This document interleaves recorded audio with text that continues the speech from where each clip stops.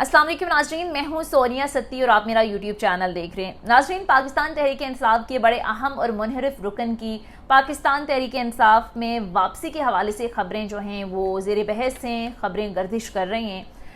तहरीक अदम एतमाद के मामले पर आपको याद होगा कि पाकिस्तान तहरीक इंसाफ के कुछ लोग, बड़े अहम लोग जो हैं वो उन्हें छोड़ कर चले गए थे। हालांकि उस वक्त खान साहब को उन लोगों की शदीद ज़रूरत थी, लेकिन अब ख़बरें जो हैं वो जो गर्दिश कर रही हैं, ज़ेर बहस हैं कि कुछ मुनहरिफ जो अरकान हैं वो दोबारा पाकिस्तान तहरीक इंसाफ में उनकी वापसी के इम्कानात जो हैं वो लग रहे हैं, क्योंकि शायद उनको भी रियलाइज़ हो गया है कि इमरान खान साहब को छोड़ना या पाकिस्तान तहरीक इंसाफ से अलहदगी इख्तियार करना उनकी सबसे बड़ी गलती थी।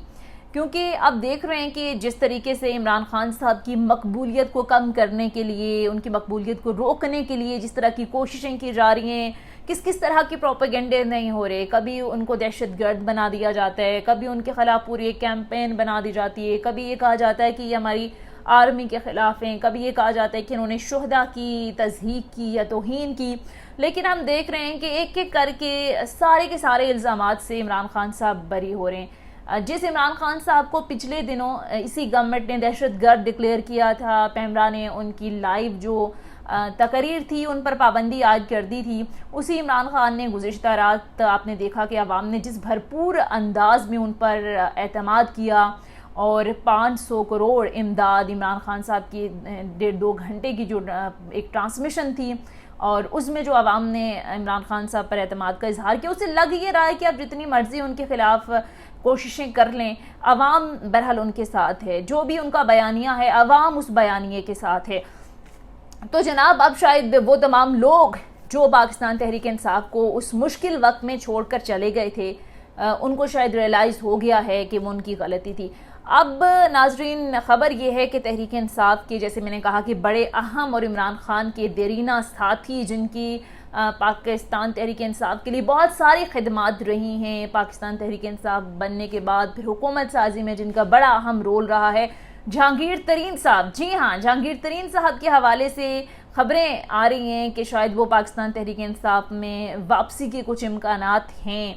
और नाजरीन, ख़बर ये है कि जहांगीर तरीन साहब ने वज़ीर आला KPK महमूद ख़ान को टेलीफ़ोन करके 1 करोड़ का अतिया देने का ऐलान किया है। बज़ाहिर तो ये ख़बर लग रही है, समा TV की ये ख़बर है और ज़ाहिर है अब ये रिपोर्ट भी हो रहा है बाकायदा कि जहांगीर तरीन साहब ने जो हैं वो वज़ीर आला KP महमूद ख़ान साहब को बाकायदा तौर पर टेलीफ़ोन किया और जो सैलाब मुतासरीन हैं उस हवाले से भी बात की और इसके साथ साथ 1 करोड़ का अतिया देने का ऐलान किया है। अब ज़ाहिर तो ये कहा जा सकता है कि ये ख़बर है, बहुत सारे लोग अतिया दे रहे हैं, तो उसका मतलब ये नहीं है कि वो पाकिस्तान तहरीक इंसाफ में वो शामिल हो रहे हैं। लेकिन यहाँ पर गौर तलब बात ये है कि उन्होंने वज़ीर आला KP को फ़ोन किया, वो वज़ीर आला बलूचिस्तान को भी फ़ोन कर सकते थे, वो वज़ीर आला सिंध को भी फ़ोन कर सकते थे, वो बराह रास्त शहबाज शरीफ साहब को भी फ़ोन कर सकते थे, लेकिन उन्होंने फ़ोन किया जनाब वज़ीर आला KP को, जिससे ये कहीं ना कहीं तासुर मिल रहा है कि शायद वो पाकिस्तान तहरीक इंसाफ में वापसी के हवाले से या वापस आना चाहते हैं। क्योंकि जो ग्राउंड पर सिचुएशन है, आपने देखा उनके साथ जो उनके साथी थे, जहांगीर तरीन ग्रुप था, इलेक्शन के अंदर या ज़िमनी इलेक्शन के अंदर आवाम ने उनका जो हाल किया, PMLN ने जिन जिन लोगों को टिकट दिए उनको बुरी तरह से, यानी बदतरीन शिकस्त का उन हलकों के अंदर उनको सामना करना पड़ा। और ज़ाहिर है जो जनरल इलेक्शन है वहाँ पर भी सूरत हाल यही बनती हुई हमें नज़र आ रही है। तो शायद कहीं ना कहीं जहांगीर तरीन साहब को रियलाइज़ हो गया है। अब नाज़रीन, सूरत हाल ये है कि बहुत सारे लोग, जैसे मैंने पहले भी बात की कि इमरान खान साहब को उस वक्त छोड़कर चले गए जब वो शदीद मुश्किल में थे, मुश्किल टाइम से गुजर रहे थे। उनमें सबसे अहम नाम जहांगीर तरीन साहब का था, अलीम ख़ान थे, दीगर पूरा एक जहांगीर तरीन ग्रुप था, अलीम ख़ान थे, चौधरी सरवर थे, दीगर भी बहुत सारे लोग थे। लेकिन जहांगीर तरीन साहब के हवाले से अगर हम बात करें तो उन्होंने उस तरह से खुलकर बात नहीं की या इमरान खान साहब को बराह रास्त उस तरह से तनकीद नहीं की, कि प्रेस कॉन्फ्रेंसेस उनके ख़िलाफ़ जाकर नहीं की जिस तरीके से अलीम ख़ान साहब खुलकर सामने आए। अब अलीम ख़ान साहब ने तो शायद वापसी के बड़े कम जो है वो चीज़ छोड़ी है। उन्होंने प्रेस कॉन्फ्रेंसेस की, उन्होंने बराह रास्त इल्ज़ामात लगाए।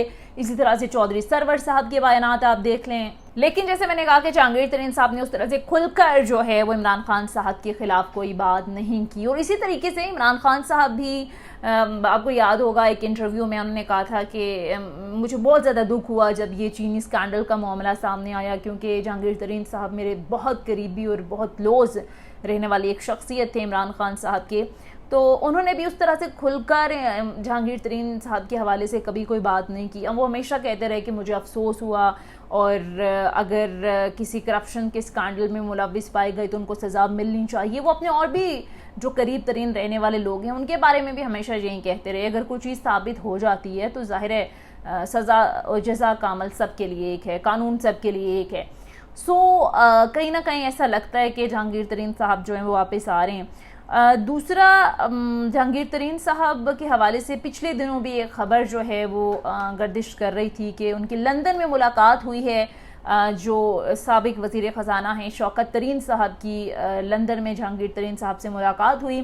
اس حوالے سے بھی ہم نے دیکھا کہ سوشل میڈیا پر بڑی خبریں چلیں, میڈیا پر خبریں چلی کہ شاید کوئی معاملات ان کے ساتھ سیٹل ہونے جا رہے ہیں.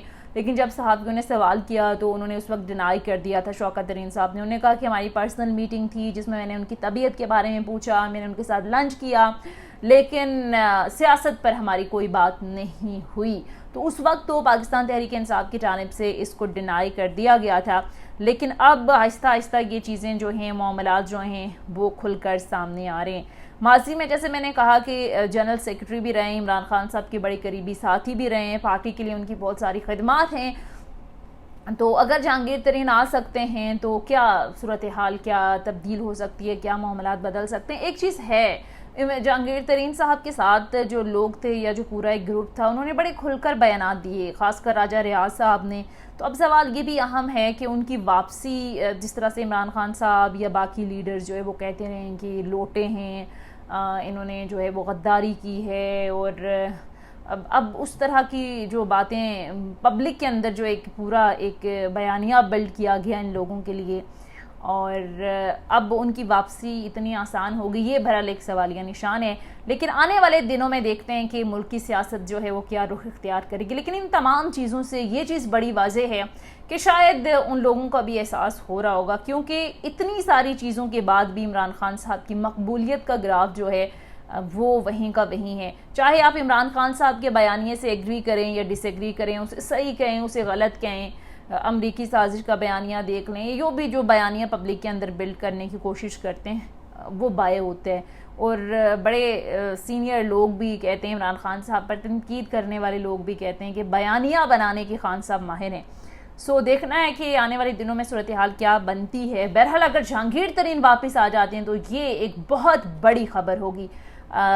یہ تھا میرا آج کا ویلاگ. سبسکرائب کیجیے گا چینل کو, اور اگلے ویلاگ تک اجازت دیجیے. خدا حافظ.